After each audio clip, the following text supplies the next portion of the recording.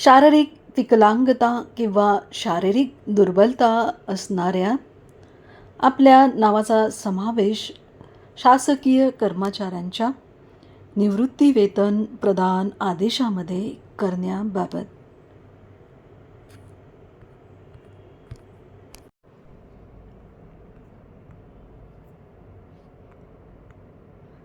प्रस्तावना. महाराष्ट्र नागरी सेवा निवृत्ती वेतन नियम 1982 मधील नियम 116 मध्ये कुटुंब निवृत्ती वेतनाबाबतची तरतूद नमूद केलेली आहे. शासकीय कर्मचाऱ्यांच्या व त्यांच्या प्राथमिक वारस पती पत्नी यांच्या मृत्यूनंतर त्यांचा मानसिक विकलांग शारीरिक दुर्बलता असणाऱ्या आपल्या हातभार कुटुंब निवृत्ती वेतन मिळण्याची तरतूद उपरोक्त नियमामध्ये आहे.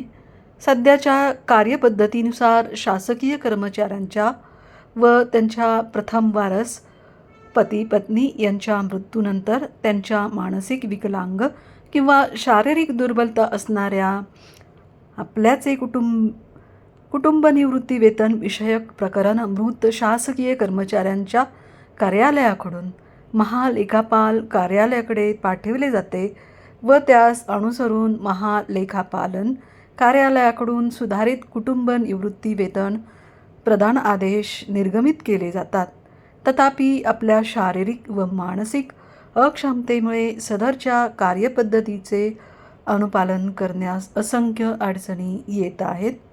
अशाच प्रकारच्या अडचणींचा अनुभव केंद्र शासनास आल्यामुळे केंद्र शासनाने त्यांच्या निवृत्ती वेतन नियमांमध्ये सुधारणा करून निवृत्ती वेतनधारकाच्या हयातीतच अक्षम मुले तसेच अवलंबित माता पित्यांची नावे निवृत्ती वेतन प्रदान आदेशात समाविष्ट करता येऊ शकतील असे आदेश निर्गमित केले आहे.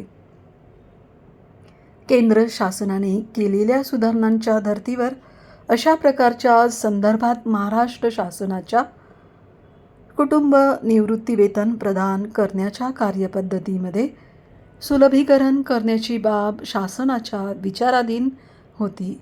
त्यास अनुसरून शासन आता खालीलप्रमाणे निर्णय घेत आहे.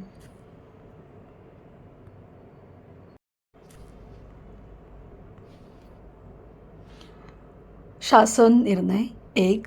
शासकीय कर्मचाऱ्यांच्या आपल्या मानसिक विकलांगता किंवा शारीरिक दुर्बलता असेल व असे आपल्या स्वतःच्या उदरनिर्वाह करण्यास असमर्थ असेल तर अशा अपत्यास हयातभर कुटुंब निवृत्ती वेतन मिळण्याची तरतूद मूळ नियमात आहे. त्या अनुषंगाने शासकीय कर्मचारी ज्यावेळी सेवानिवृत्त होईल त्यावेळी त्याचा मूळ निवृत्ती वेतन प्रदान आदेशामध्ये त्याच्या मानसिक विकलांग शारीरिक दुर्बलता असणाऱ्या आपत्याच्या नावाचा समावेश करण्यात यावा. 2. त्याकरिता निवृत्ती वेतन मंजुरी प्राधिकरणाने शासकीय कर्मचाऱ्याचे निवृत्त वेतनाचे प्रकरण तयार करण्याचा नमुना 3 मध्ये कुटुंबाचा तपशीलमध्ये अशा मानसिक शारीरिक विकलांगता किंवा दुर्बलता असणाऱ्या आपल्या नावाचा समावेश करावा. अशा अपत्यास आपली उपजीविका करणे शक्य होणार नाही अशा स्वरूपाचे हे अधूपण असावे याची मंजुरी प्राधिकरण करून घेईल आणि त्यासाठी अशा अपत्याचे मानसिक विकलांगता किंवा शारीरिक दुर्बलतेबाबत जिल्हा शल्य चिकित्साकडून प्राप्त झालेल्या प्रमाणपत्रावरून खात्री करून घेईल. मंजुरी प्राधिकरणाने निवृत्तीवेतन प्रकरणासोबत अशा आपत्याचा फोटो जिल्हा शल्य चिकित्सालयाकडून प्राप्त झालेले प्रमाणपत्र व आवश्यक ती कागदपत्रे जोडून कर्मचाऱ्याचे निवृत्ती वेतनाचे प्रकरण महालेखापाल कार्यालयाकडे मंजुरीकरिता पाठवावे, जेणेकरून महालेखापाल कार्यालयाकडून सदर शासकीय कर्मचाऱ्याच्या निवृत्ती वेतन प्रदान आदेशामध्येच अशा आपत्याच्या नावाचा समावेश करण्यात येईल.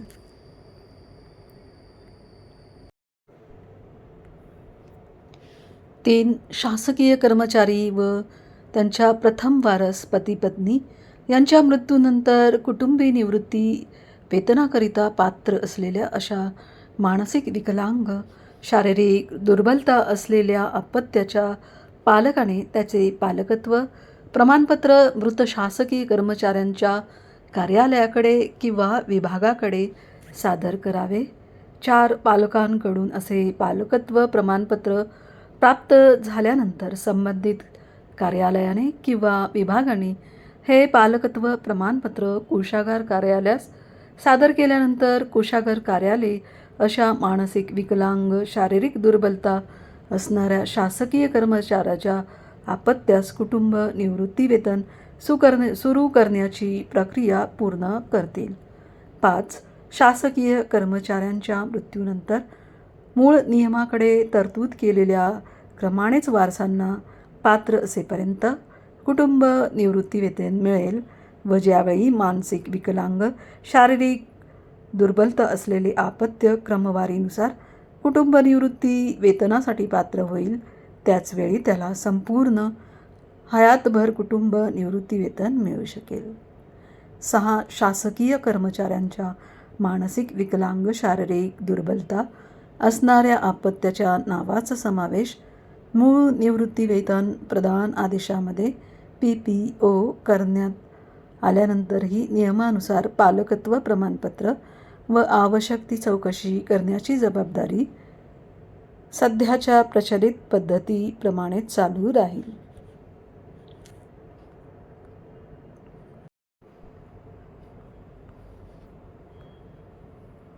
7. जे शासकीय कर्मचारी सदर आदेश निर्गमित होण्यापूर्वीच सेवानिवृत्त झाले असतील व त्यांचे मूळ निवृत्ती वेतन प्रदान आदेश निर्गमित झाले असतील अशा सेवानिवृत्त कर्मचाऱ्यांच्या बाबतीत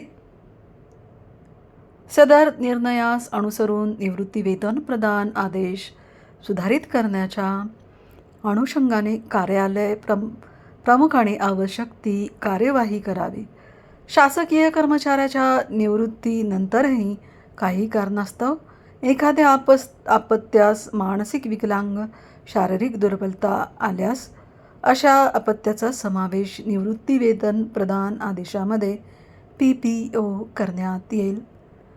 संदर्भाधीन शासन निर्णयानुसार सेवानिवृत्तीपूर्वी क्रियासेवेत असताना मृत्यू होण्यापूर्वीच उघडकीस आलेली विकलांगतेची अट काढून टाकण्यात आल्यामुळे कार्यालय प्रमुखाने अशा प्रकरणाबाबतही उपरोक्त नमूद कार्यवाही पूर्ण करावी.